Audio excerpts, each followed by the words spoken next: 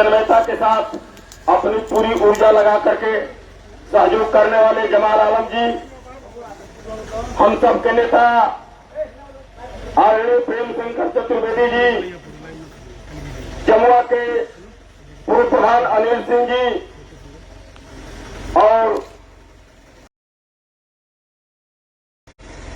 कार्यक्रम का संचालन कर रहे समाजवादी पार्टी के वरिष्ठ नेता आदरणीय राजकुमार पांडे जी, आज के इस कार्यक्रम के आयोजन में अपना भरपूर सहयोग और समर्थन देने वाले श्री रिंकू ठाकुर, सर्वचंद राय, राजेंद्र ठाकुर और तमाम साथी जो आज अपने आवश्यक कार्यों को रोक करके हम लोगों की सभा में सफल बनाने के उद्देश्य से यहाँ पधारे हैं, मैं उन तमाम लोगों का वंदन, स्वागत, अभिनंदन करता हूँ। स्वागत मैं करना चाहता हूँ संघर्षों के नायक, हम सबके लोकप्रिय और बलिया विधानसभा के शानदार नेता नारद राय जी का, इसलिए कि इस कुशासन में और भ्रष्टाचारी युग में जब कहीं कोई नेता हमारे सवालों को लेकर के कहीं कोई दिखाई दूर दूर तक नहीं देता है, उस समय इस अंधकार में तमाम जनमानस की निगाह में एक आशा भरी किरणों से तमाम जनता नारद राय की तरफ देख रही है और नारद राय जी इसमें बढ़ चढ़ करके हिस्सा ले रहे हैं। चाहे हमारे बोहा में पिछले साल जो जल जमाव हुआ था उसके निकासी के सवाल पर, चाहे अस्पताल में दुर्व्यवस्था के सवाल पर और तमाम अनेकों समस्याएं हैं इस कोरोना में जो डॉक्टरों ने लापरवाही किया जिला चिकित्सालय में, उसके खिलाफ आपने जो जनता की जोरदार लड़ाई लड़ा, उसके लिए भी मैं आपको बहुत बहुत धन्यवाद और आपका स्वागत करता हूं।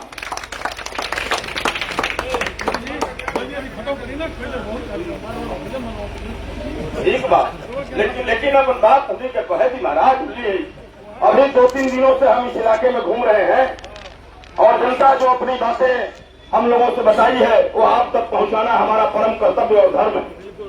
आपने जनता की सुरक्षा के लिए दिनेश्वर मिश्रा सेतु जो बनवा दिया, आपने जिला चिकित्सालय में नई इमरजेंसी बनवा दिया, आपने बलिया में ट्रामा सेंटर बनवाया, आपने सीवरेज लाइन बनवाया, आपने स्पोर्ट्स कॉलेज बनवाया, लेकिन यहाँ की जनता आपके इन सवाल जो भी आपने जन समस्याओं को सुलझाने के लिए जो भी आपने सहयोग किया, यहाँ की जनता की भी कुछ समस्याएं हैं जिसको उन्होंने हमको बताया।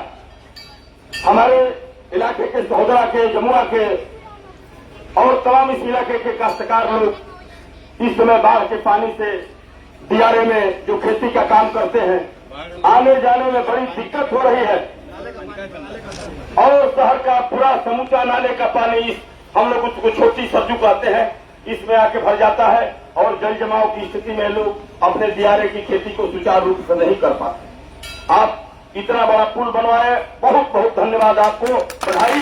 लेकिन एक छोटी सी पुल यदि जमुआ के आसपास इस इलाके में आपको ताकत ईश्वर देंगे, यदि ताकत मिलती है तो एक छोटी सी पुल आप लोगों के लिए वहां प्रस्तावित होना चाहिए। मैं इसी निवेदन के साथ आपका पूरा इस्तेमाल करता हूं, स्वागत करता हूं, अभिनंदन करता हूं। बहुत बहुत धन्यवाद। इसी क्रम में हम लोगों के नौजवानों के नेता श्री मृत्युंजय राय से आग्रह है कि आप सभा को संबोधित करें। धन्यवाद संचालक महोदय।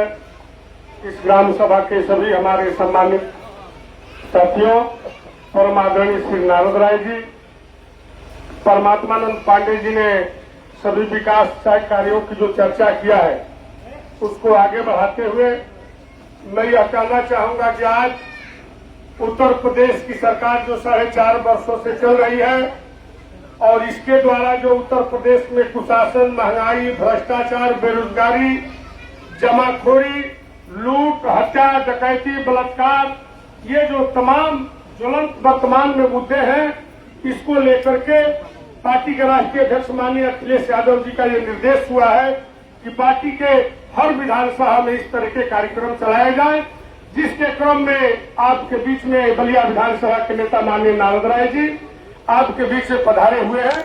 मैं 2-3 बिंदु बता के अपनी बात को समाप्त करूंगा।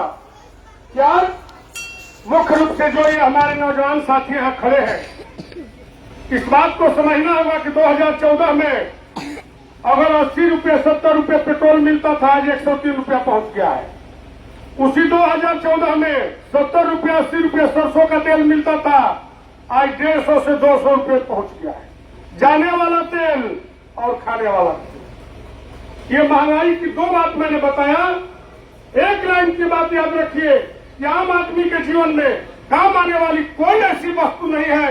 दवाई, पढ़ाई, लिखाई, महंगाई इतनी चरम सीमा खर्च पड़ी है, ये बात आपको बताने की जरूरत है आम जनता के बीच में।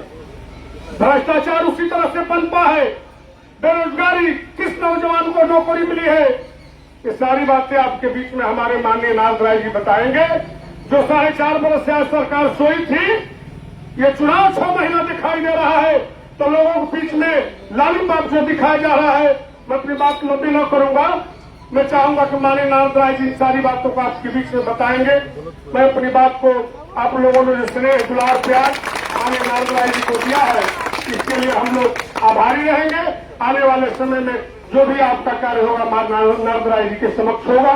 माननीय संचालक महोदय से निवेदन है क्या सीधे सीधे अपने नेता श्री नारद राय को बुलाऊंगा, एक बार जोरदार नारा बुलंद करेंगे। अखिलेश यादव नारद राय जिंदाबाद जिंदाबाद मोदी पार्टी नारद राय जिंदाबाद जिंदाबाद। ताज बदल दो, ताज बदल दो, बेईमानों का राज बदल दो। ताज बदल दो, ताज बदल दो, बेईमानों का राज बदल दो। परम आदरणीय सभा के सम्मानित अध्यक्ष जी,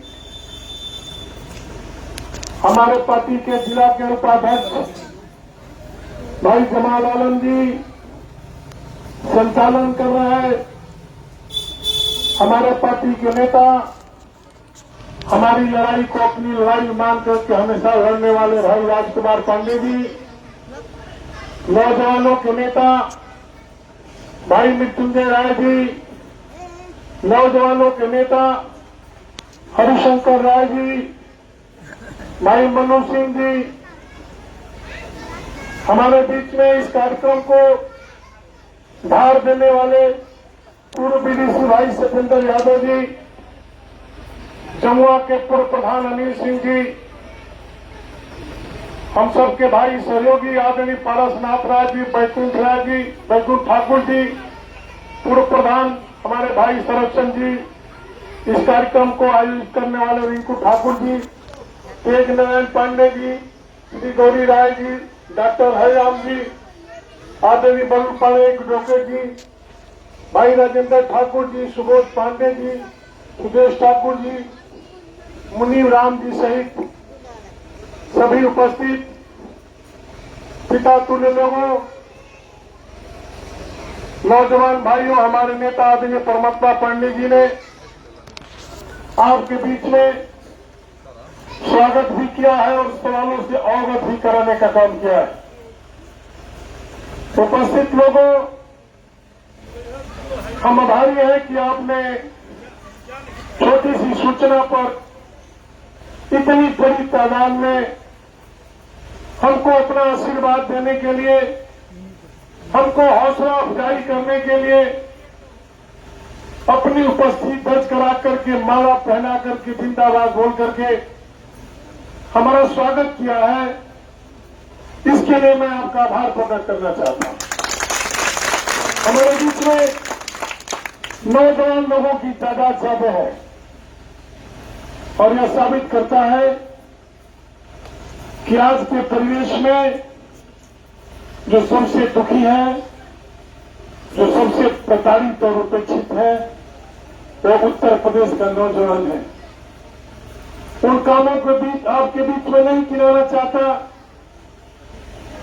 सिर्फ इतना बताना चाहता हूं उपस्थित लोगों, एक जमाना वो याद कीजिएगा जब उत्तर प्रदेश के मुख्यमंत्री माननीय अखिलेश यादव जी हुआ करते थे।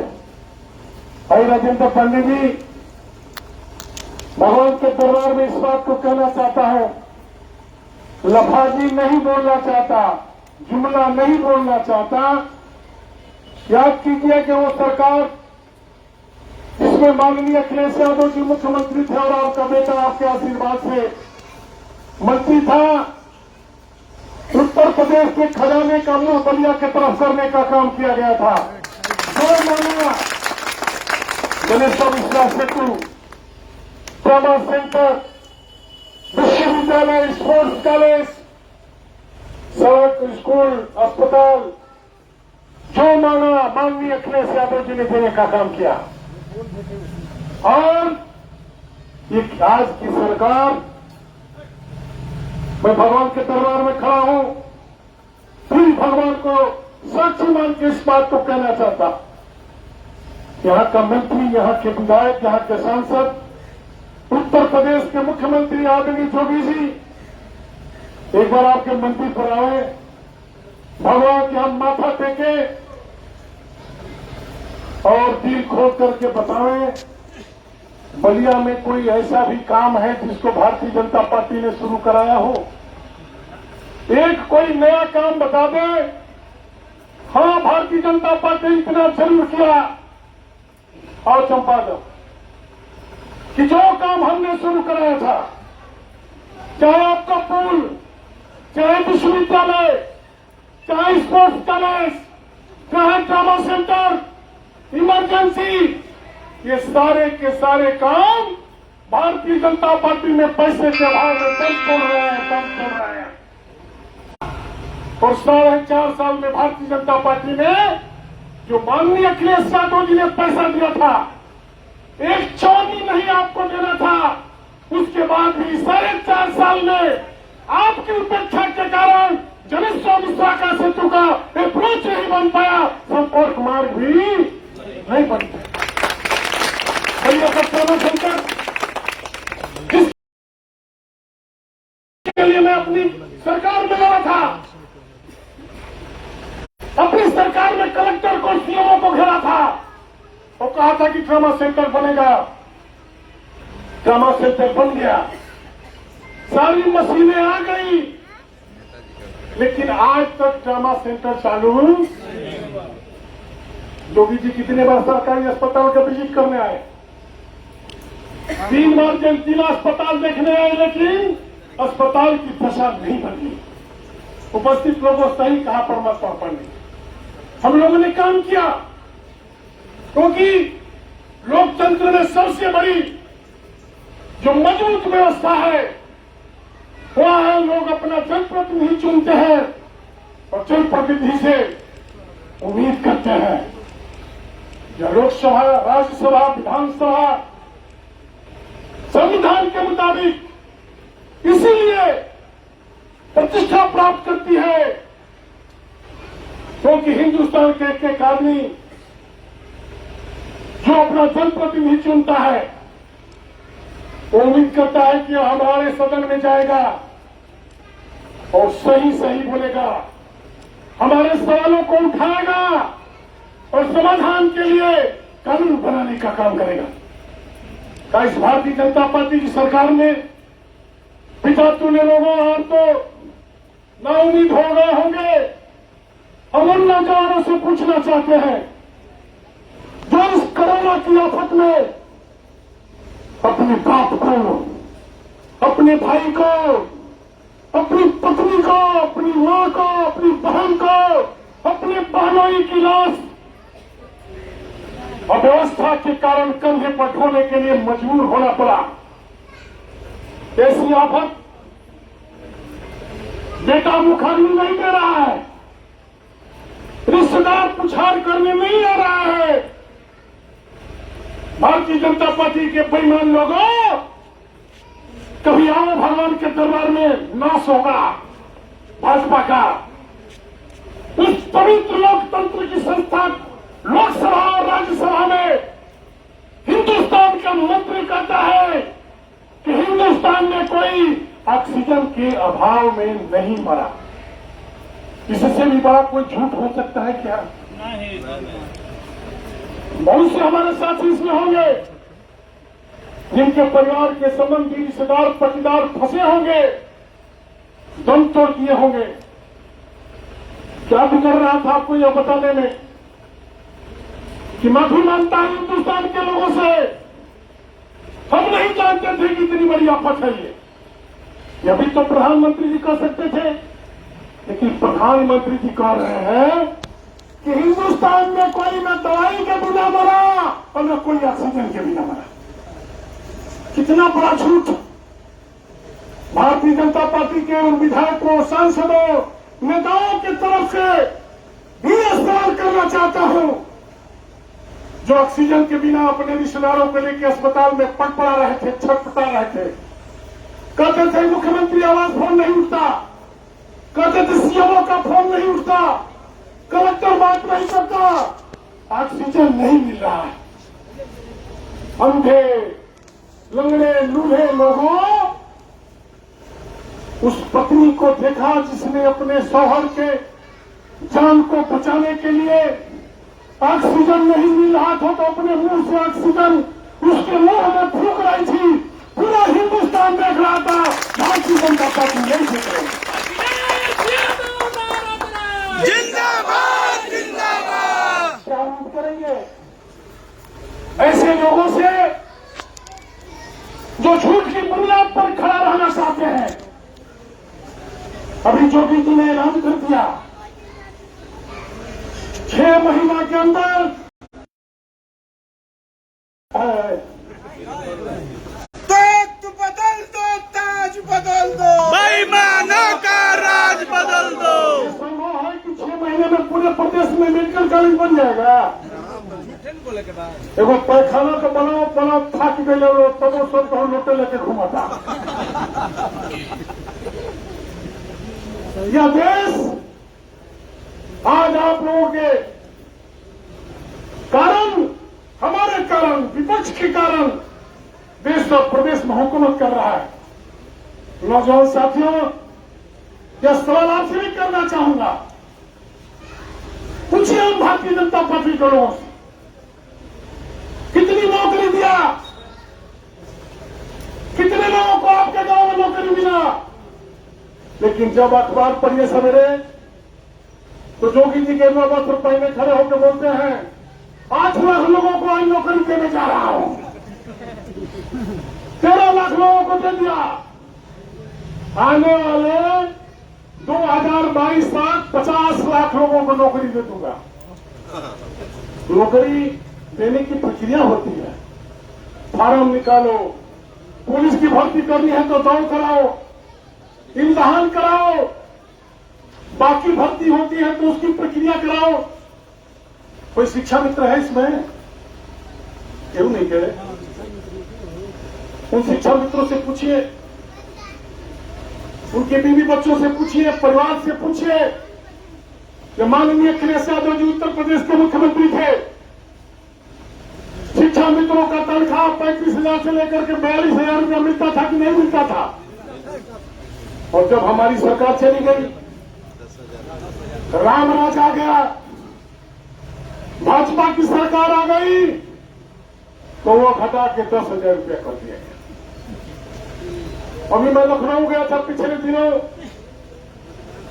मैं खेल महकमे का मंत्री था माननीय अखिलेश जी के जमाने में। कोई महकमा था उसमें खेल भी था। बलिया के लोगों, जितनी ताकत होती है पाई पाई इसलिए लगाता हूं क्योंकि जो आप माला पहनाते हैं, आशीर्वाद देते हैं, तो आप नारद राय से उम्मीद भी करते हैं। आप उन तमाम राजनीति करने वाले लोगों से उम्मीद करते हैं कि इसको हम मतदान करेंगे, आशीर्वाद देंगे तो जाएगा, तो हमारे लिए काम करेगा। मेहनत में संघर्ष करो, हम तुम्हारे साथ हैं, हम एक हैं। खेल महकमे में पता न कितना कुछ बनवा दिया। जो लड़के हमारे पास आए स्पोर्ट्स कॉलेज में एडमिशन करवा दिया। अभी पिछले दिनों गया था तो योगी जी का बहुत बड़ा होर्डिंग मोदी जी का लगा था। कि नियुक्ति पत्र वितरण का आयोजन लोक भवन में माननीय परमात्मा पाएंगे। हमने सोचा जरूर 1-2 लाख लोगों की तकदीर बदलने वाली होगी। तब तक छोटे अक्षर में लिखा था 103 कोच का नियुक्ति पत्र माननीय मुख्यमंत्री जी लोक भवन में वितरित करेंगे। कितना बड़ा शर्मनाक बात, जितना के होर्डिंग लागल बा उतना बन के तनख्वाह और बढ़ जाए। फिर एक दिन देखा रोज बदलता है लखनऊ में होर्डिंग पोस्टर। फिर एक दिन देखा बैकुंठ भाई लिखा है नियुक्ति पत्र का वितरण का आयोजन लोक भवन में 35 अबकारी निरीक्षकों की नियुक्ति। ऐसा बाबा को देखे सब चले तो मुख्यमंत्री जी लोक भवन से वितरित करेंगे। यहाँ के मंत्री जी को भी देखा, एक दिन दे रहे थे नियुक्ति पत्र। पता ना कितने लाख लोग टीचर हुए होंगे, कितने लोग कोच हुए होंगे, कितनी नौकरियां हुई होगी अखिलेश यादव जी के जमाने में, कितने नौजवानों को पुलिस में भर्ती होने का मौका मिला होगा। कभी नियुक्ति पर लोक भवन से नहीं बांटा जाता, ये तो विभाग बांटता है। बेसिक ऑफिस से जी आप तो सब जानते हैं, हजारों नौकरी देने में बेसिक ऑफिस बांट देता था। अब यहाँ के मंत्रियों को जिम्मे लगाया गया कि 15 लोगों की नियुक्ति पत्र आपको बांटना है और 2 लाख रुपया खर्चा करना है। विभाग थक गया। मंत्री जी का प्रोग्राम है, बढ़िया लंच पैकेट होना चाहिए, माइक टेंट भी अच्छा होना चाहिए, फूल माला भी ठीक से रहना चाहिए। तो 2 लाख 2.5 लाख रुपया और नियुक्ति पत्र मिला 15 लोग। इसलिए हम आपसे आग्रह करना है, माननीय परमात्मा पाने की आशीर्वाद लोगों ने दिया और जो कहा वो किया। हम जानना चाहेंगे आपसे, 4.5 साल बीत गया, विधायक निधि से कोई आपके गांव में काम हुआ है क्या? नहीं आए न कोई काम। तो जितना सड़क बनोगे से तो हमनिए के बना दूं जाता है। और बिजली वाला भी काम मात्र चला तो कुल हमने कराई दिया तो इन्हीं को कहे के ठीक बा, हमरो से गलती भइल हुई, हमरो के भगवान सजा दिले बड़े रोगो सबके हमन के आशीर्वाद दा दिली। अब आग्रह हम आपसे करने आए, आइए एक बार फिर अपने बेटा पर भाई पर भरोसा कीजिए। नौजवान साथियों कम से कम आप भरोसा कीजिए। माताएं बहनें हम लोग की आवाज सुनाई दे रही है। बड़ा खैरात लुटाया जा रहा है हिंदुस्तान में, उत्तर प्रदेश में। समाजवादी पेंशन जो माननीय अखिलेश यादव जी 500 रुपया देते थे माताओं को, बहनों को, उसको बंद कर दिया गया। नाम बदल देते, समाजवादी पेंशन बंद करके के भाजपा पेंशन बताते थे। उस योजना को क्यों बंद किया?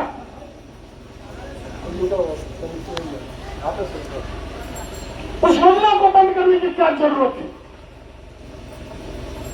उससे कितनी महिलाएं दुखी हैं। तब हमारे नेता माननीय अखिलेश यादव जी ने, जिसके कथनित करने में बाप के भी फर्क नहीं था मुलायम सिंह यादव जी के, और बेटा के भी कथनित करने में फर्क नहीं है, ऐलान किया है। आइए उत्तर प्रदेश के लोगों, 22 में हमारी सरकार बनाइए और पेंशन जो समाजवादी था वो 1500 रुपया सभी महिलाओं को देने का काम किया।